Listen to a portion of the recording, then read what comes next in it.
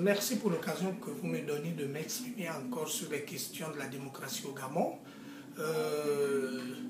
S'agissant du projet appui à l'implication des jeunes dans les processus électoraux, appuyés, financés matériellement et financièrement par le Fonds des Nations Unies pour la démocratie, le projet a été lancé le 7 juin 2013 en présence du coordonnateur des agences du système des Nations Unies au Gabon, des diplomates, des membres de la société civile et des partis politiques, ainsi que des bénéficiaires, c'est-à-dire les étudiants, les élèves, les responsables des mouvements et associations de jeunesse. Le projet, après son lancement, a connu comme première activité le développement d'une étude qui a permis de recueillir un peu un certain nombre d'informations sur la participation politique des jeunes, sur le leadership, sur l'implication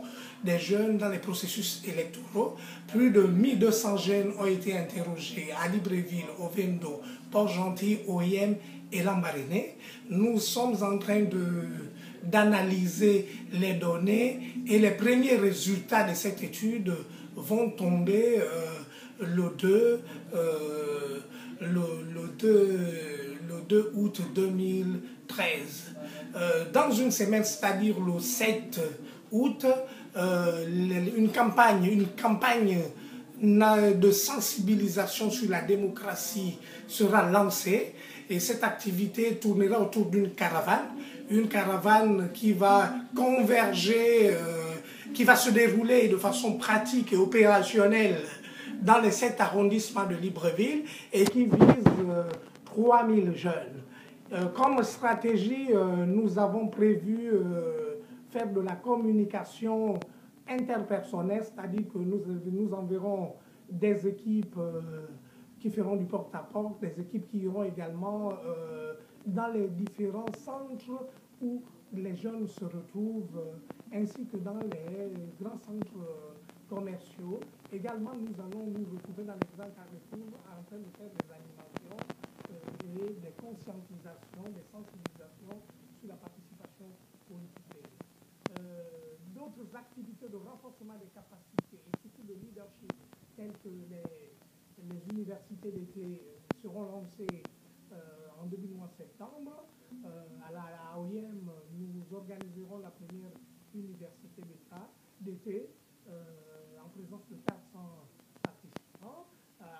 Nous ferons également, nous mettons, si vous voulez, en place les forums locaux permanents qui sont des centres de discussion, des centres de leadership où les jeunes discuteront avec les responsables politiques, les leaders d'opinion, les universitaires, les membres de la société civile et discuteront également entre eux-mêmes, échangeront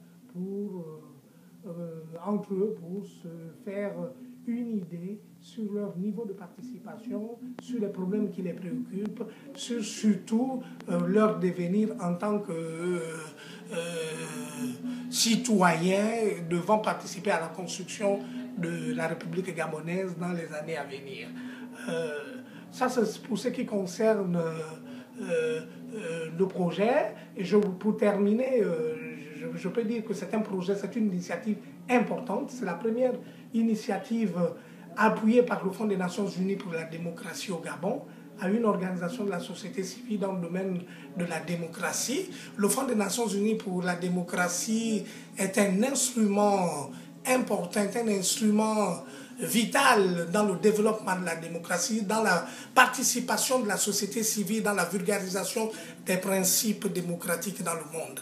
C'est donc le principal levier qui permet à la société civile aujourd'hui de s'exprimer et d'être entendue et d'être le vecteur stratégique, si vous voulez, de la vulgarisation, du partage des informations, de la mobilisation des populations, de la mobilisation de toutes les couches de la population sur la démocratie, les droits de l'homme et les libertés. S'agissant de l'autre volet qui qui concerne le renforcement du rôle BG. Comme vous le savez, le rôle BG est en train de prendre de l'ampleur. Le rôle BG a décidé de passer à l'échelle. Donc le rôle BG doit se restructurer, le rôle BG doit se redynamiser, le rôle BG doit développer des outils de gouvernance plus sophistiqués, plus pertinents, qui vont lui permettre de s'arrimer aux standards internationaux.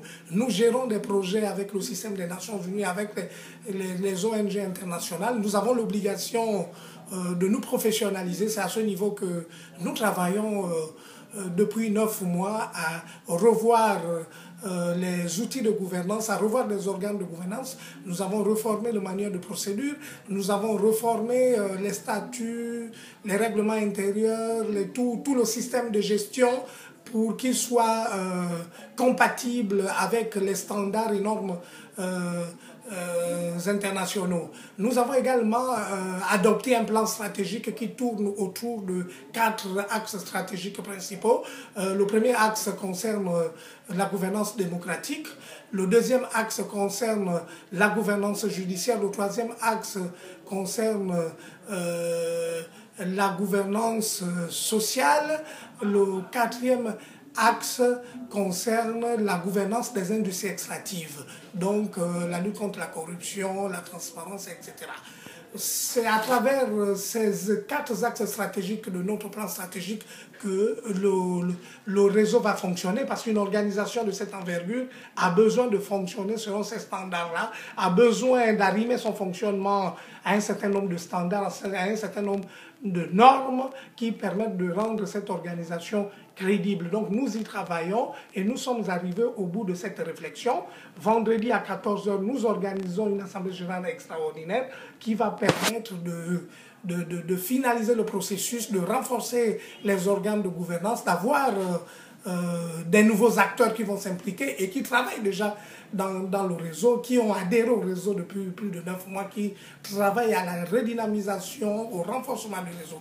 Le réseau a travaillé avec des associations qui n'avaient pas de profil, qui n'étaient pas professionnelles, et aujourd'hui nous travaillons avec des organismes comme les Nations Unies. Nous avons l'obligation de passer à l'échelle et nous avons fait un nettoyage au sein du réseau. Des éléments comme Alain Popa ont été extirpés du rôle BG, et d'autres organisations, notamment les centrales syndicales et les associations qui ont une envergure et qui sont structurées au niveau national, se sont intégrées à la dynamique du rôle BG. Nous avons fait un travail de plaidoyer auprès des organismes comme les Nations Unies, l'Union européenne et d'autres partenaires pour vraiment accompagner ce processus. La réforme, elle est en place, les nouveaux outils de gouvernance ont été établis et le passage à l'échelle est plus que jamais effectif. Concernant publier ce que vous payez, vous savez ce qui s'est passé le week-end dernier, le 27, suite à la mission internationale qui est venue, si vous voulez, mettre un terme à la tentative de PIA contre la coalition gabonaise de publier ce que vous payez. Une assemblée générale, après consultation du groupe de Guy Mombo, du groupe d'imposteurs représenté par Guy Mombo, Nikes Moulombi, Charlemagne Médang et Alain Moupopa, et le bureau, les membres fondateurs de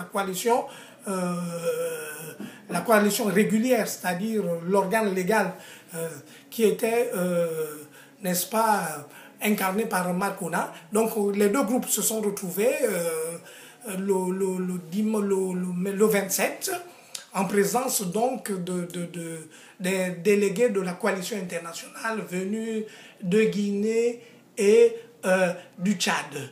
Avant même le démarrage de l'Assemblée générale, l'équipe Guy Mombo et sa bande, avec assisté de beaucoup de jeunes, ils ont recruté des jeunes qui étaient chanvrés, qui étaient drogués, sont venus perturber, sont venus insulter, porter atteinte à la considération et à l'honneur des délégués de publier ce que vous payez international. Un comportement vraiment indigne de personnes qui prétendent être de la société civile. Ils se sont mis à injurier, à ressortir des considérations purement xénophobes, des considérations qui n'ont rien à voir avec l'éthique dans la société civile. Dans une organisation de l'envergure de ce que vous payez, il y a un certain nombre de comportements qui ne sont pas à tolérer. Et ce qui s'est passé samedi, c'était vraiment indigne, c'était inadmissible. Ceci montre vraiment l'instrumentalisation de ces personnes, étant donné que Guy Mombo, c'est un jeune que j'ai appuyé, que j'ai, si vous voulez, j'ai été son coach. S'il est aujourd'hui au RENAPS, ça fait plus de 10 ans qu'il est au RENAPS, c'est moi qui l'ai placé au RENAPS. C'est moi qui l'ai introduit dans le système de fonctionnement du RENAPS. Or, aujourd'hui, le RENAPS est à la croisée des chemins. Le RENAPS n'a plus de soutien. En partant du RENAPS en 2006, j'ai laissé 10 partenaires. J'ai laissé, comment dirais-je, un partenariat effectif avec le Fonds des Nations Unies pour la population, le FNIAP. Donc aujourd'hui, le Fonds des Nations Unies n'appuie plus le RENAPS. Le RENAPS n'a plus de partenaires. Le RENAPS a perdu toute crédibilité. Guy Mombo a privatisé le fonctionnement du RENAPS. Aujourd'hui, le RENAPS devient son affaire personnelle. Toutes les organisations membres ont fui, sont partis de cette organisation. Il gère avec ses parents, ses amis. Vraiment, le RENAPS devient un fourre-tout. L'objectif du RENAPS, ce n'est pas de faire les industries extractives. L'objectif du RENAPS, c'est la promotion de la santé de la reproduction. Or, pendant que le RENAPS patauge dans les difficultés, pendant que le RENAPS est géré d'une façon irresponsable par Guy Mombo, ce dernier veut mener une bataille pour conquérir avec l'appui du PDG, avec l'appui du système en place, publier ce que vous payez, qui a eu une campagne d'une envergure mondiale. Pendant que la petite organisation, le RENAPS, Guy Mombo n'arrive pas à la gérer, n'arrive pas à la structurer, n'arrive pas à mener des activités de santé de la reproduction, de lutte contre le sida comme il devait le faire. Il veut aujourd'hui être l'instigateur d'une campagne de déstabilisation, de publier ce que vous payez, qui est un levier important de lutte contre la corruption, le principal contre-pouvoir, le principal outil de plaidoyer pour l'amélioration des finances publiques, pour la lutte contre la corruption au Gabon.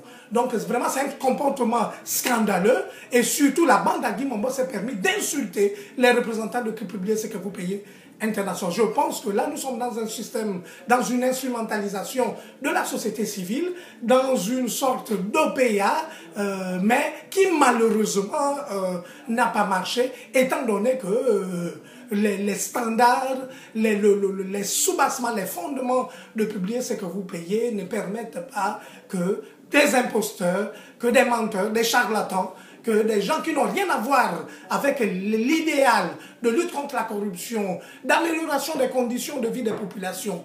Je suis convaincu que dans son âme conscience, Guy Mombo sait que le Gabon est mal géré. Guy Mombo, Alain Moupopa et le reste savent que le Gabon, l'argent du pétrole est détourné, que les populations vivent mal, que la majorité des Gabonais vit dans la précarité, que l'argent du pétrole ne profite pas aux Gabonais, qu'une minorité profite de cet argent. Alors donc, j'ai voulu, par cette intervention, vraiment dénoncer vraiment ces comportements abjects, ces comportements immoraux, l'immoralité dans la société civile. J'ai voulu dénoncer, n'est-ce pas, l'achat de conscience, cette société civile de service, cette société civile qui est appuyée par le régime en place et qui ne sert pas les intérêts de la population. Aujourd'hui, les Gabonais se connaissent. Les Gabonais savent quelle est la véritable société civile.